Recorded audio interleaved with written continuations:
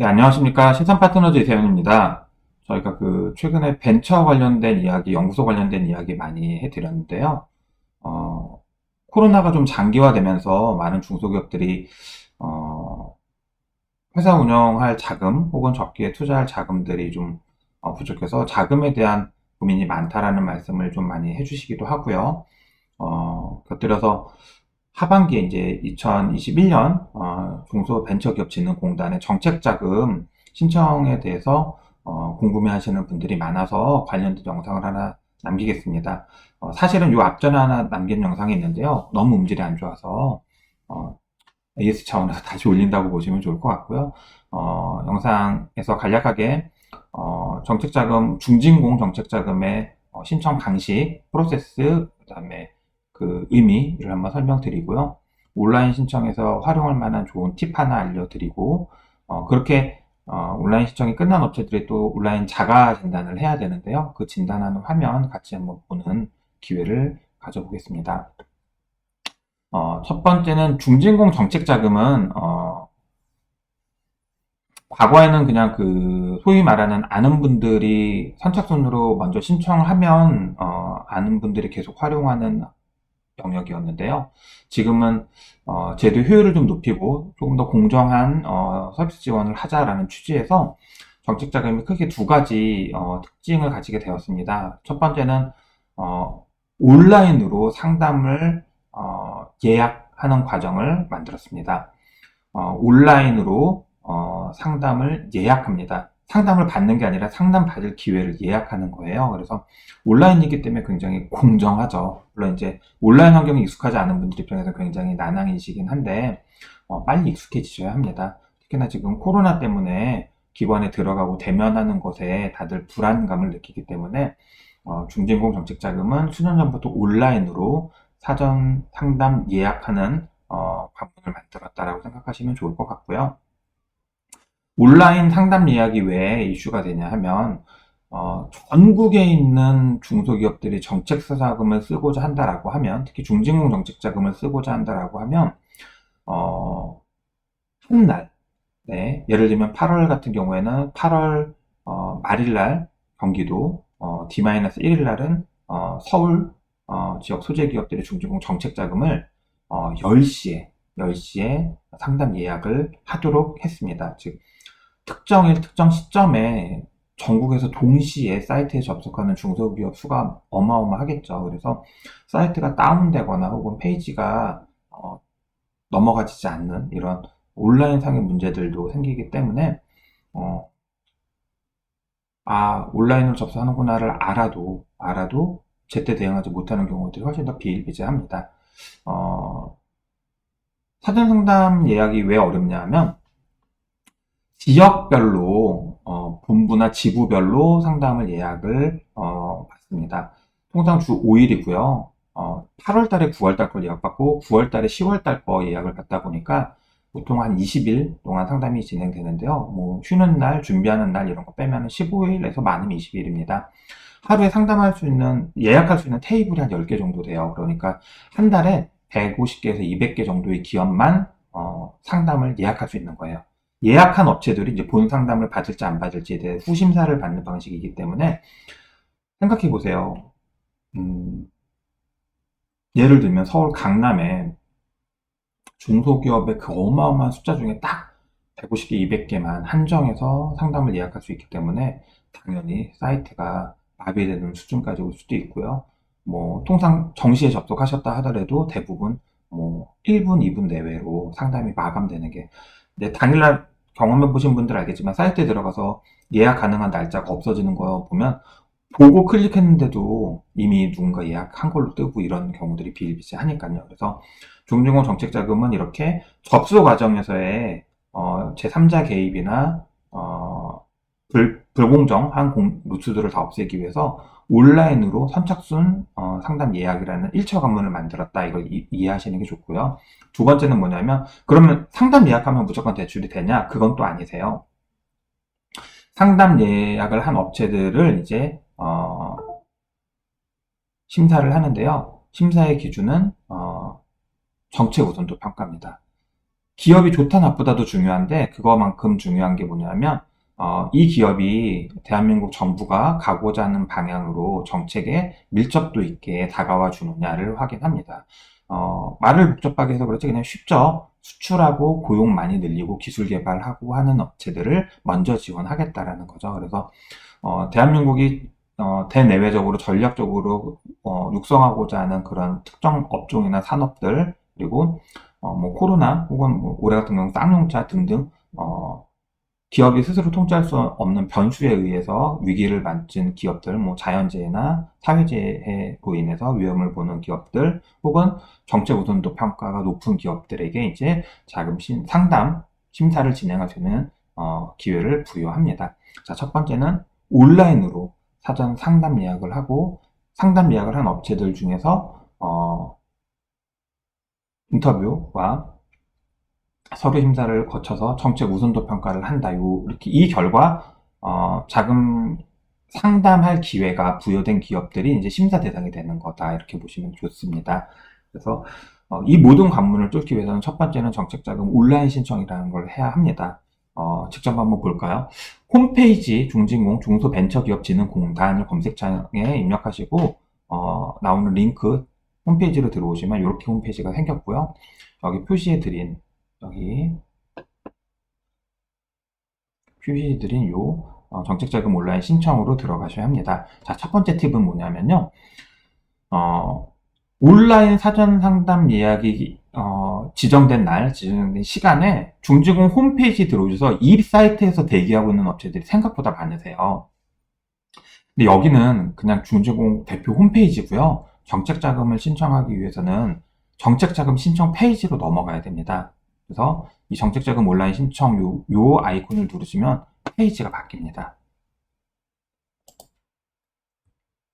이렇게 페이지가 바뀌고요. 이제 위에 정책자금은 이런 프로세스로 진행이 됩니다. 라고 하는 정책자금 신청 절차를 안내하는 글들이 쭉 나오고요. 아까 우리 길게 설명했던 것처럼 먼저 온라인으로 예약한 업체들이 자가 진단을 하고 신용정보 활용 동의를 하면 그 내용에 기반으로 간단한 요즘 코로나 때문에 대면하지 않고요. 온라인 혹은 전화, 유선상으로 상담을 합니다. 그 결과 상담 기회가 부여된 업체들은 이후 프로세스가 진행되는 거고, 상담 기회가 부여되지 않은 업체들은 이제 미부여라는 통보를 받게 됩니다. 다시 신청하라는 거예요. 그러니까 미부여 받아서 떨어진 거냐? 아니, 떨어진 건 아니에요. 상담 기회 자체가 부여 안 된 거니까요. 그리고 상담 기회가 부여된 업체들은 지정된 정책자금의 금액과 종류로 신청서를 제출하고요. 현장 실사를 받은 이후에 용자가 결정된다라고 보시면 됩니다. 이 내용들을 숙지했냐라고 체크하고 온라인 신청 바로 가기를 누르시면 이렇게 사이트가 열립니다. 이건 저희가 캡처한 화면인데요. 정책자금 상담 예약하는 날 당일날 이렇게 실제로 사이트 안에서 움직일 때도 이렇게 접속되기 로딩이 걸립니다. 이게 상당히 오래 지속될 수도 있고요. 페이지가 다운되는 경우들도 나오기 때문에 여기서 두 번째 팁을 드립니다. 미리 이 관문들 다 거쳐서 이렇게 달력이 나오는 화면까지 와 계셔야 합니다. 자, 당일날은 접속하는 사람들이 많기 때문에 페이지가 다운될 우려도 있고요. 페이지에서 페이지로 이동하는데도 상당히 오랜 시간이 소요될 수 있기 때문에 정책자금 신청하는 날은 중증공 정책자금 홈페이지에서 대기하실 게 아니라 온라인 자금 신청하기를 누르고 들어가셔서 자금 신청하는 페이지로 오셔서 이 페이지 다음에 이렇게 이제 우리 기업의 소재지를 선택하게 돼 있고요. 선택하게 되면 자동으로 우리는 어느 본부 혹은 지부 소속이다라는 게 이렇게 명시가 됩니다. 그러면 신청할 자금을 선택하게 돼 있으세요. 그래서 긴급 피해 자금들 같은 경우 긴급 경영 안정 자금들이 따로 형성돼 있고요. 그리고 대부분 기업들의 운전자금 신청은 일반 자금입니다. 그리고 지난달이죠. 8월 달부터 생긴 게 이제 신시장 진출 지원 자금이라고 해서 수출을 시도하려는 기업들은 별도로 비대면 심사가 이루어지게 돼 있어서 이렇게 새로운 카테고리가 하나 나왔고요.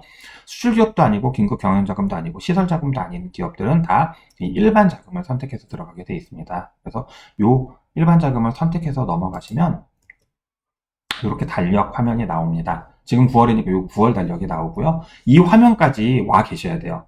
이제 뒤에서 설명드리겠지만 10월 정책자금 상담을 위해서 신청을 예약하는 날이 서울은 9월 29일 화요일 오전 10시, 경기도는 9월 30일 오전 10시가 될 텐데요.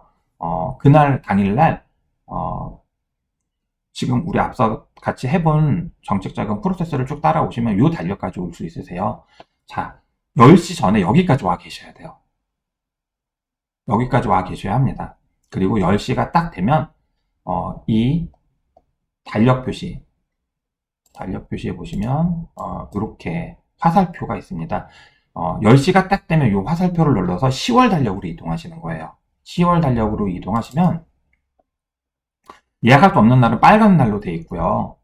예약 가능한 날은 파란 날로 명시가 됩니다. 그러면 파란 날 표시된 날에 달력을 누르시고 개별 예약 시간 중에 하나를 선택하셔서 예약을 하시고 방문하는 대표이사의 연락처를 입력하시면 일단은 마무리가 된다, 이렇게 보시면 좋을 것 같고요. 지금도 이거 저희가 당일날 캡처 떠놓은 건데요. 정책자금 신청할 때 당일날 이렇게 페이지가 하나하나 이동할 때마다 다운되거나 로딩이 오래 걸릴 수 있기 때문에 다시 한번 강조하지만 이렇게 정책자금 신청하는 당일날은 10시 이전에 미리 이 사이트 요 달력 화면까지 와 계셔야 된다. 그리고 10시가 되면 달력에 있는 이 화살표 표시를 눌러서 페이지 이동을 하셔야 된다라고 말씀을 드립니다.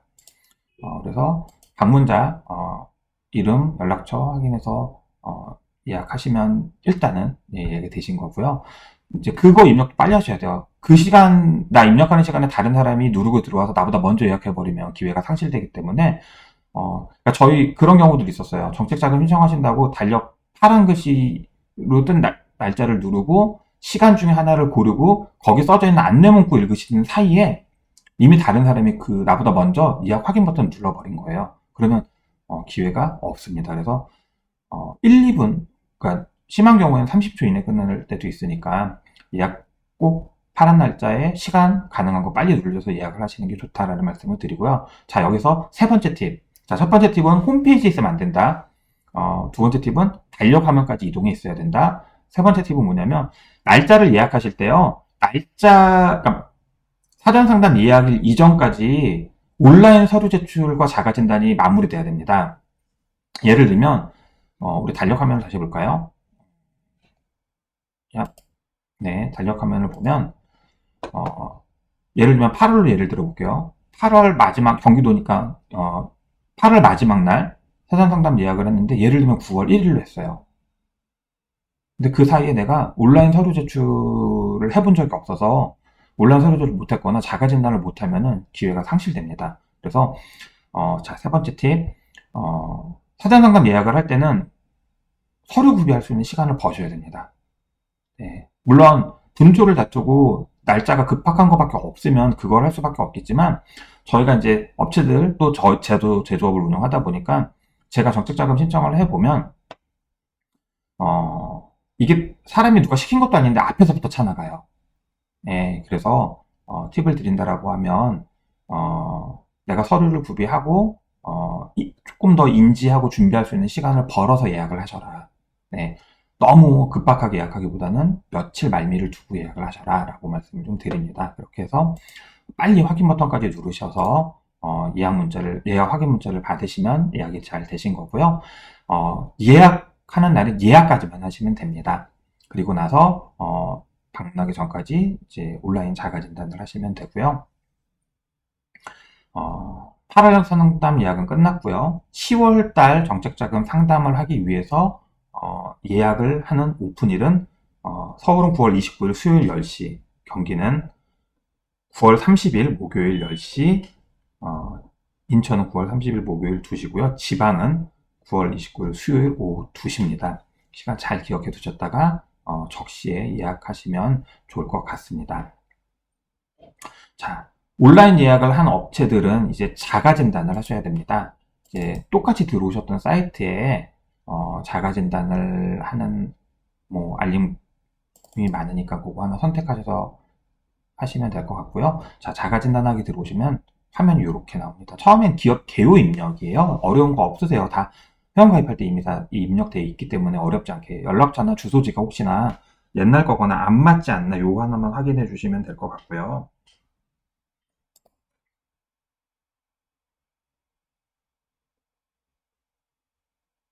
예.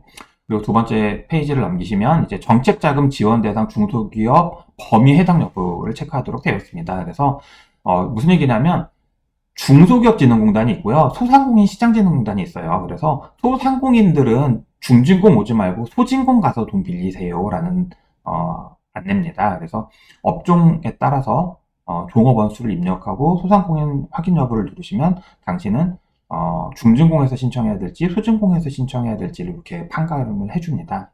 통상 10인 미만 제조업은 중진공, 소진공을 다 활용할 수 있고요. 통상 여기 이제 땡땡땡 그러니까 회사 이름은 지원 가능합니다라고 하면 중진공 상담 자가진단이 진행이 되는 거고 당신은 소진공으로 소상공인입니다라고 확인이 되면은 자가진단이 진행되지 않습니다. 자, 자가진단 내용 본 화면인데요. 여기 보시면 이제 정책자금 융자 계획 확인하라고 되어 있고요. 그 다음에 제3자 개입이나 불법적인 요소들 있나 확인하라고 되어 있습니다. 그렇게 해서 자가진단 본 화면에 들어가면 신청 자격 자가진단인데요. 대부분 해당 사항이 있으면 정책자금 신청이 안 되는 내용들입니다. 한번 보시면 융자 제한 업종이나 융자 제한 업종이면 신청이 안 되겠죠. 그래서 다 해당 사항 없음으로 표시하셔야 되고요. 슈페업종이면 당연히 신청이 안 되실 거니까 여기도 마찬가지로 해당 사항 없음으로 표시돼야 됩니다. 세금 체납, 그다음에 다음에 신용정보 연체 체납, 뭐 지금 현재 금융사고자들이냐 이런 내용이어서 해당 사항이 하나라도 여기서 있다라고 체크되면 자가진단이 진행되지 않습니다. 자, 그렇게 해서 2단계로 넘어가시면 이렇게 화면이 열리고요. 자가진단 2단계에서는 이제 업종별 융자 제한 부채 비율을 입력하도록 되어 있고요. 이거는 최근 연도 결산서에 재무 상태표를 보고 입력하시면 됩니다. 재무 상태표에는 부채 총계, 재무 상태표에 있는 자본 총계를 입력하시고 자동 계산을 누르시면 자동으로 계산이 돼서 나옵니다. 통상 500%고요. 업종마다 조금씩 상이하긴 한데 대부분 그 미만의 부채 비율이면 해당 사항 없음으로 체크하시면 되고요. 설사 내가 만약에 부채 비율이 기준 이상이다라고 하시면 여기다 해당이다 체크하시고 밑에 검토 희망을 체크하시면 됩니다. 원래 부채 비율 초과 기업은 신청하면 안 되는데 부채 비율 초과 기업이더라도 이번에 평가를 받아보고 싶다라고 하시는 분들은 여기 검토 희망, 해당에 체크하신 분들은 여기 검토 희망을 체크하시면 되고요. 부채 비율이 기준 이하 대부분 500%거든요. 500% 미만이면 해당 없음을 체크하시면 됩니다. 그리고 금융기관 연체 정보도 마찬가지로 있으면 진행이 안 될 거고요. 제3자 개입, 브로커 개입했냐라는 내용인데 이것도 마찬가지로 해당에 체크하시면 정책자금 지원 대상이 안 되십니다.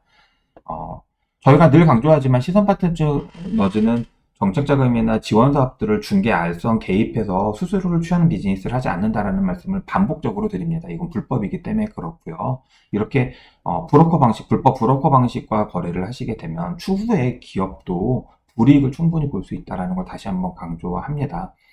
대부분의 정책자금 신청이나 자금 신청, 지원사업 신청들이 브로커를 통하지 않고도 관공서에 직접 질의하거나 이렇게 온라인들을 통해서 다양한 정보를 취득해서 기업 스스로 활용하고 신청할 수 있다는 걸 다시 한번 강조드리고요. 자, 다시 본론으로 들어와서 이제 정책자금을 융자 목적 왜 사용했거나 사회적으로 무리를 일으킨 적이 있습니까? 라는 질문들이요. 다 해당 사항 없음이고요. 자, 정책자금 특성상 너무 우량한 업체들도 지원 대상이 안 되시고요. 한개 업종인 경우에도 한개 업종 자본 잠식이 2년 이상 됐거나 영업 활동으로는 현금 흐름이 마이너스인 경우 이런 경우도 원래는 신청이 안 됩니다. 다만 한개 기업임에도 불구하고 나는 상담 받아보고 싶습니다라고 하면 여기 검토 희망에 체크하시면 되고요. 자, 11번째 융자 심사에서 탈락한 지 6개월이 경과하지 아니한 기업 마찬가지로 신청 정도가 바뀌었으면 상관없고요. 다른 종류의 신청 자금이면 또 상관없습니다. 자, 여기서는 질문이 뭐냐면 미부여, 아까 말씀드렸지만 미부여가 난 된 적이 있습니다 라고 하시는 분들이 있어요. 미부여는 심사를 아예 받을 기회를 부여받지 못하신 거기 때문에 융자 탈락이 아니다라는 말씀을 드리고요. 자, 12번째 부당하게 사용했다 환수된 적이 있습니까? 있으니까 당연히 해당 사항이 있으시다고 체크하시면 안 되겠죠. 5년 이내 중증원 정책자금 3회 이상, 자, 5년 이내 정책자금을 3회 이상 지원받은 기업도 정책자금 지원에 제한이 걸립니다. 다만 요 밑에 열관 자금 종목들이나 기업의 인증을 갖고 있는 분들은 대상에서 제외된다. 그러니까 3회 이상 받았어도 다시 신청할 수 있는 기회가 있다라고 말씀을 드리고요. 14번째, 융자 제한 기업이나 스케일업 지원 제외 기업들, 융자 제한 기업 체크해라 라고 되어 있습니다. 그래서 이 아이콘들 박스를 한 번씩 누르셔야만 여기가 체크가 되세요. 그러니까 내가 해당해서 누르라는 게 아니라 이 공고를 누르시면 한글 파일이 하나 열리세요. 그래서 그걸 읽어보라는 거기 때문에 꼭 이 박스를 체크하시고 여기다 체크하셔야 됩니다. 그렇게 작은 진단 3단계로 넘어갑니다.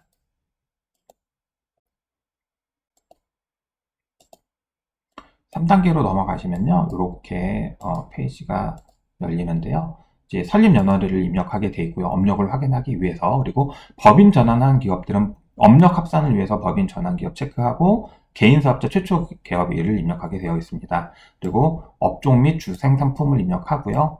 그 다음에 고용 인원들 입력합니다. 그리고 향후 고용 계획도 입력하게 되어 있어요. 그래서 상식적으로 나라에서 정책 우선도 평가라는 걸 하겠다라고 하는데, 고용 계획이 있는 업체가 유리할까요? 없는 업체가 유리할까요? 그러니까 계획이니까 긍정적으로 앞으로 고용인은 늘려갈 예정이라는 걸 좀 성성껏 써주시면 좋지 않을까 생각이 듭니다.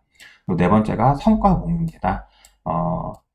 내일 지원 공제라든가 청년 내일 지원 공제라든가 사회적 기업이라든가 근로시간 확약 같은 근로자들한테 성과를 공유해주는 특정 제도나 정책을 활용하는 기업들은 그 내용들을 체크하도록 되어 있고요. 수출 실적을 체크하게 되어 있습니다. 그래서 수출 관련된 자금을 신청하는 업체들은 이 데이터를 입력해야 신청이 가능하시고, 그 다음에 정책자금 대출을 사용한 적이 있는지 없는지, 사용했으면 언제 사용했는지들을 체크하도록 되어 있고요. 그리고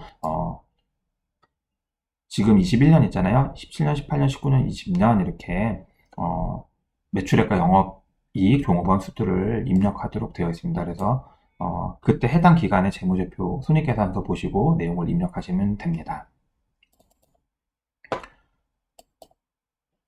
그리고 계속해서 이제 정책 우선도 평가 항목으로 넘어갑니다. 그래서 기타 정보가 이게 정책 우선도 평가하는 내용들이고요.